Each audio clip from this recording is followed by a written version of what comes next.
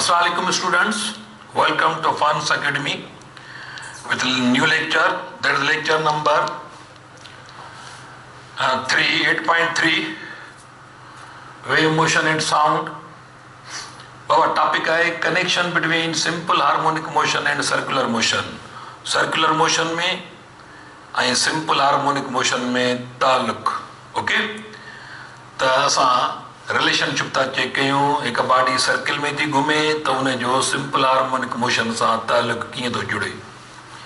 हाणे उन लाइ थोरो सर्कुलर मोशन में बाबा सर्कुलर पाथ में जंहिं सर्कुलर पाथ जो हीअ डायामीटर ऐं हिन डायामीटर ते सर्कुलर पाथ जे हिन डायामीटर ते इहे स्क्रीन तस्वर कयो। ये स्क्रीन जो सेंटर आहे जेको हिन सॼे सर्किल जो बि सेंटर आहे, ओके। बाबा ॾिसो हाणे हीअ जेका स्क्रीन आहे जंहिंजो AB रेडियस आहे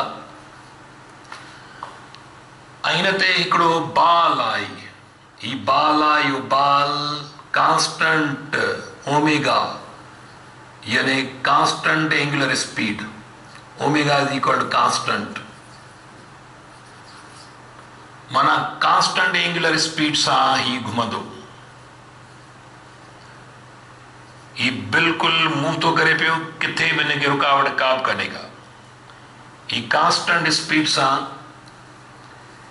ही पार्टिकल P आहे बाबा, इहो कांस्टेंट जेको इन रेडियस R में मुसलसल, ही जेको हिते रेडियस आहे हिन जो, इहो हिन जी डिस्प्लेसमेंट बाय डिस्प्लेसमेंट जंहिंखे असां वधि में वधि हिकिड़ी ॻाल्हि यादि रखे छॾियो त एम्पलीट्यूड जो मतिलबु आहे एम्पलीट्यूड यानी maximum displacement from mean position.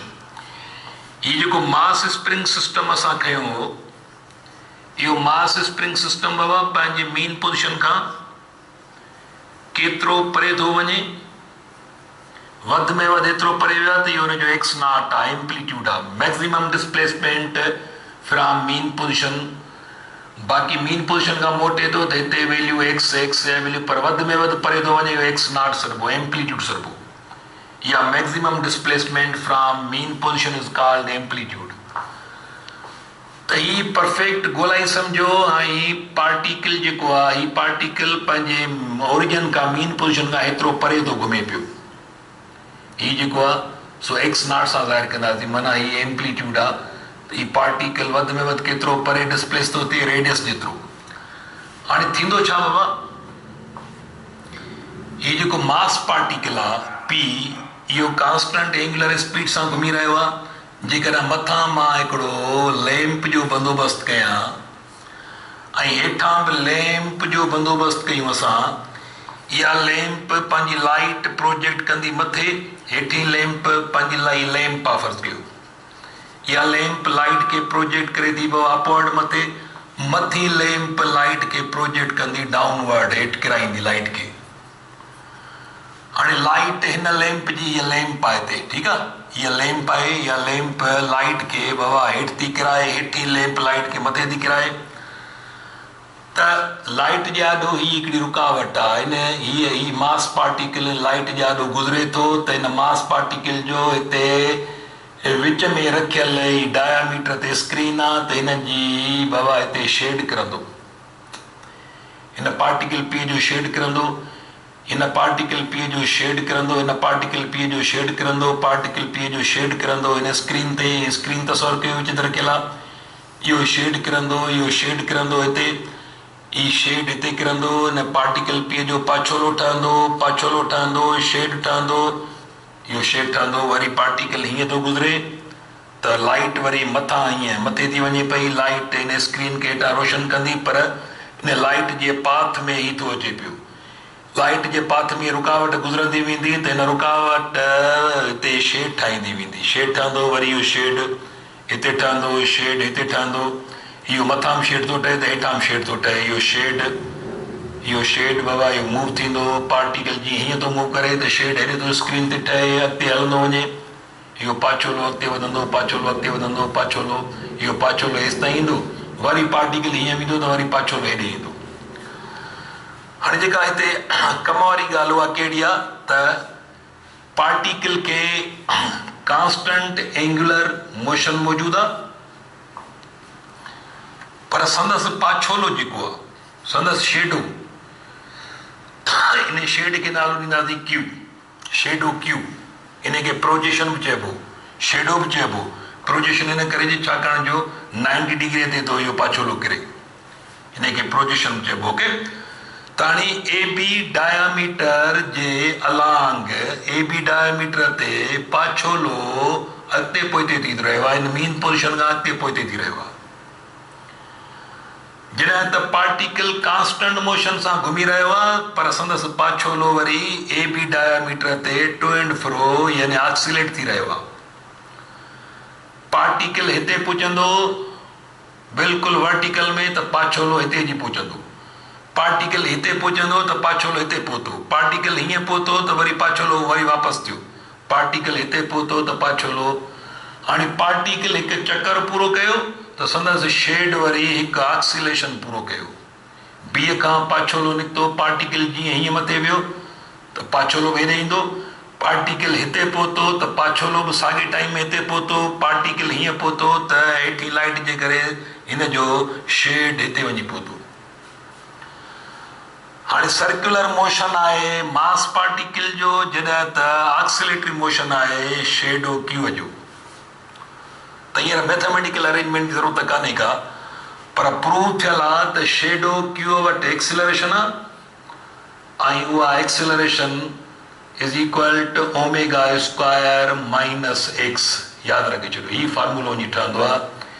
हीउ जेको शेडो क्यू जेको अलांग ए बी डायामीटर ते घुमे थो पियो, पाछोलो जेको आहे, इन पाछोले वटि एक्सिलरेशन आहे, जॾहिं त हीअ एंगुलर स्पीड आहे कांस्टेंट न मास पार्टिकल जी, ऐं हीअ डिस्प्लेसमेंट आहे मुख़्तलिफ़। पाछोलो वधि में वधि केतिरो परे थो वञे बाबा, रेडियस जेतिरो, वरी पाछोलो हिते थो पहुचे, हिते थो पहुचे, हिते थो पहुचे, या विच वारा डिस्टेंस इहे एक्स सां ज़ाहिर कंदासीं बाबा केतिरो, यानी पाछोलो पार्टिकल हिते पहुतो आहे त संदसि पाछोलो हिते पहुतो आहे, केतिरो परे आहे एक्स डिस्टेंस ई आहे, पर वधि में वधि पाछोलो केतिरो परे वेंदो जेतिरो हिन मास पार्टिकल जो रेडियस आहे, जेको एम्पलीट्यूड सरबो एक्स नॉट, इहो हिन जो एम्पलीट्यूड आहे।